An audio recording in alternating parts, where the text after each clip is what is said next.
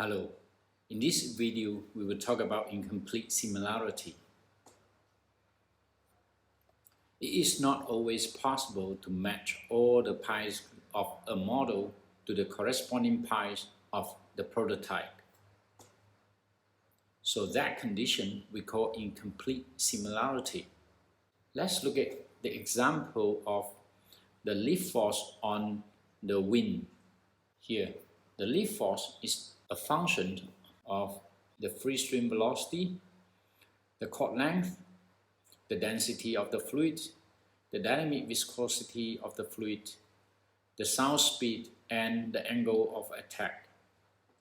And if we write this in terms of non-dimensional groups, then we will have pi 1, which is the force coefficient here,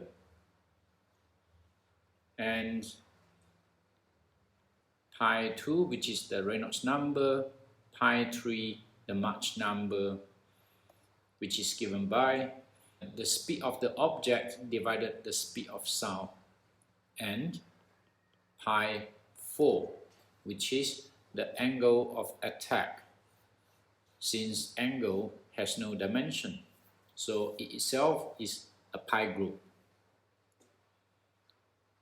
So we need to match all the pi 2, pi 3, and pi 4 of the models to the corresponding pies of the prototype in order to achieve complete similarity. Now, let's say we were to match the Reynolds number. So the model speed would be 10 times of the prototype speed. Okay, this is 52 meters per second is the speed of the prototype wind. Why 10 times? Because we are using a 1/10 scale model. Since the model is 10 times smaller than the prototypes, so in order to match the Reynolds number, we need to use 10 times higher speed.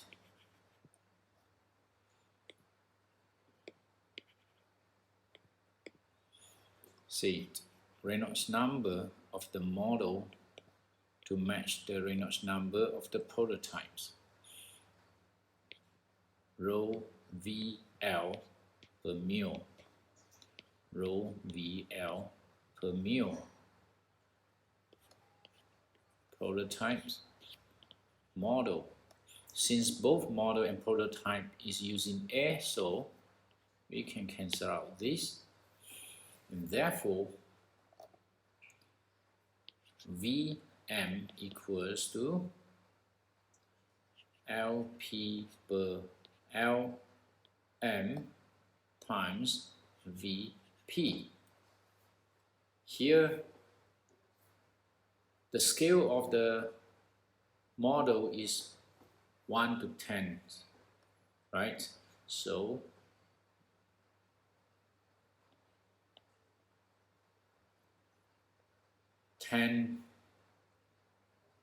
model length, prototype length equals to 1 model length. Therefore, that's how we get 10 times the speed of the prototypes.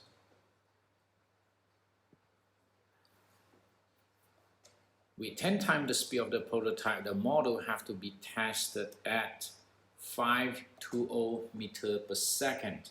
If you calculate the Mach number of the prototypes, it's going to be 52 divided by sound speed, which is 0.15. And if the Mach number is less than 0.3, it is subsonic. Okay, the flow is uncompressible.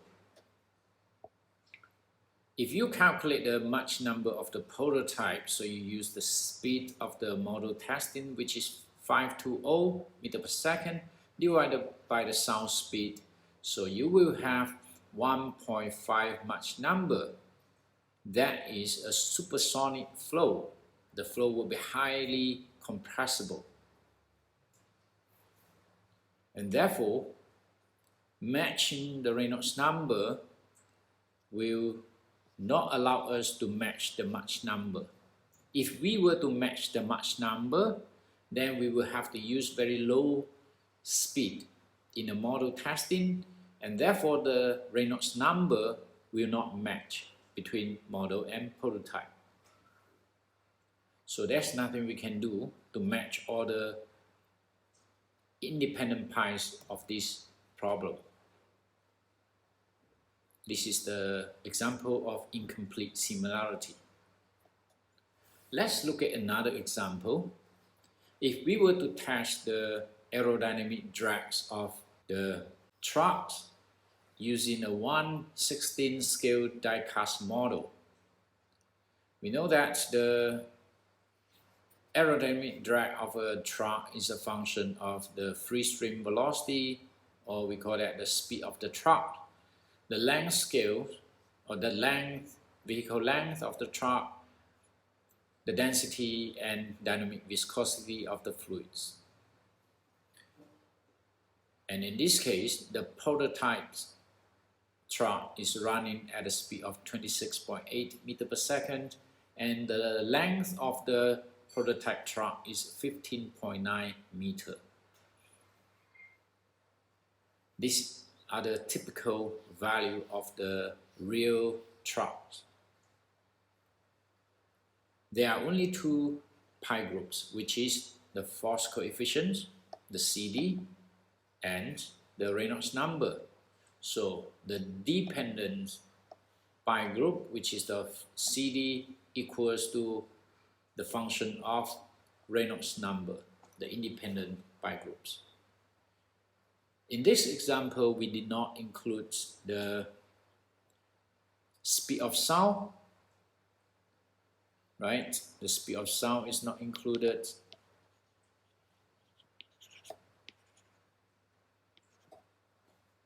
So therefore, we do not have Mach number in the independent pi group. If we were to match the Reynolds number, then the model speed would be 16 times of the prototype speed, which is 429 meters per second, because the length of the model truck is 16 times smaller than the prototype truck, while the air density and dynamic viscosity remains the same. So it looks like we can achieve complete similarity because there is only one independent pi groups to match between model and prototypes. And since we are able to match pi 2, and this is pi 1, so if pi 2 model matches the pi 2 of prototype, then pi 1 model will match pi 1 prototypes, right? However, if you were to compute the Mach number of this case, what will you obtain? Well, the Mach number of the prototype will be around 0.078, which is a subsonic case, because the Mach number is less than 0.3, no compressibility effect. While the Mach number of the model testings will be 1.2, which is supersonic, because the Mach number is above 0.3, therefore there will be compressible effect on the airflow. So whether we include the sound speed in our problem when we obtaining the non-dimensional groups or not, we will still have to face the problem of flow compressibility. without including Mach number, we will fail to look at the compressibility effect. And if we were to run the model testing at this speed, then we will find that the flow is totally different than the real life airflow, because the flow around the model testing will be highly compressible due to the very high Mach number. So what should we do? This is also the case of incomplete similarity. Despite that, our equations kind of like misleading us to think that it is complete similarity.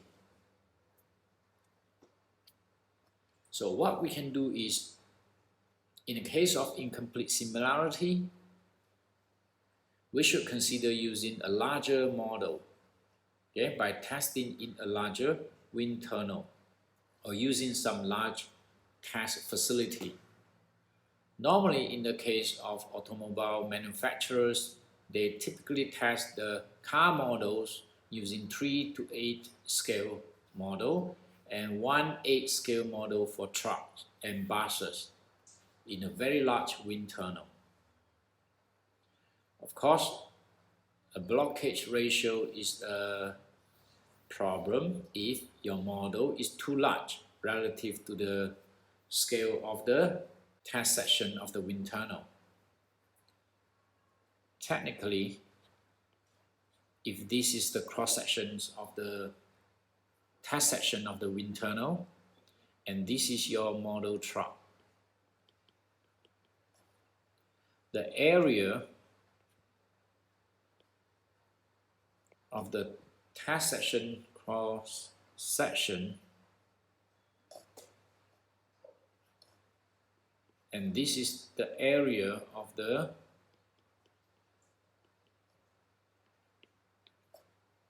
frontal area of the model vehicle. So A2 per A is what we call the blockage ratio.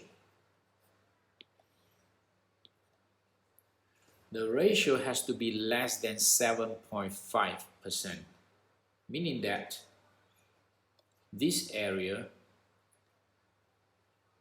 must be 7.5% or smaller than the test section cross-sectional area.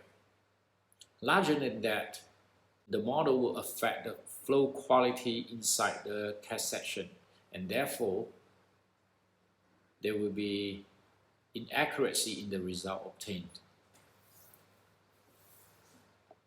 Another thing we need to consider is if we were to test with larger model, the testing cost will also increase with the model size. It is possible to use different fluids. For example, water tunnel can achieve higher Reynolds number due to higher flow density. As a rule of thumb, the same Reynolds number can be achieved using the water tunnel if we were testing at 1/15 scale. However, water tunnel are more expensive to build and to maintain. Also, as an advantage, water which is liquid is hardly compressible, so we do not need to consider the compressible effect when using liquid as the test medium. It is also possible to pressurize the wind tunnel or to adjust the air temperature to increase the Reynolds number, but there will be limited increase.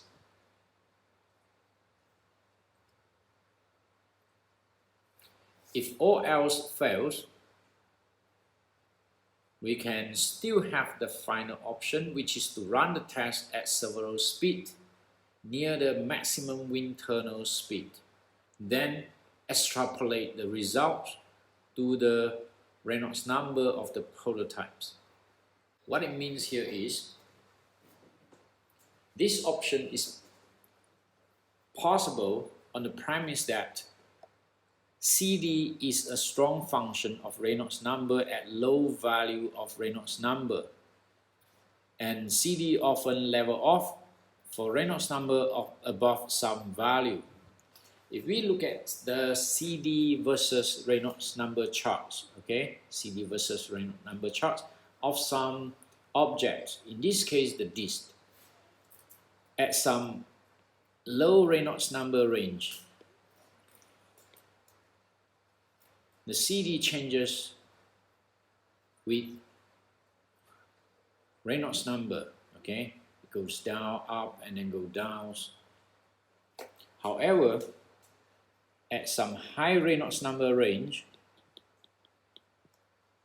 the CD become constant.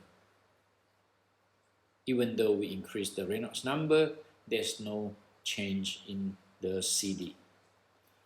So we call that the CD achieve Reynolds number independence.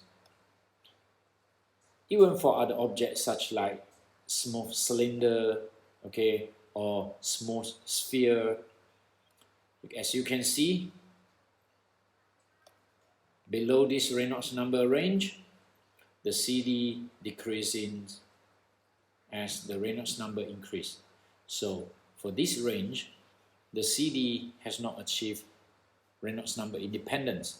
However, within this range, you can see that the CD value is level off. So even with the increase in Reynolds number, there is no change in the CD value. So this is the range that the CD has achieved Reynolds number independence. Now for many other objects, including vehicles, the CD would be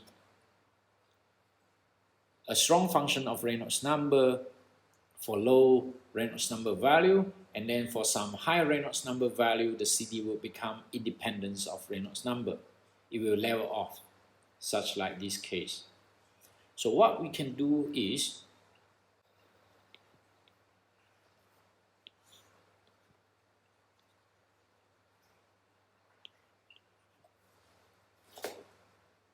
we can perform the test at several values near the upper limit of the wind tunnel test.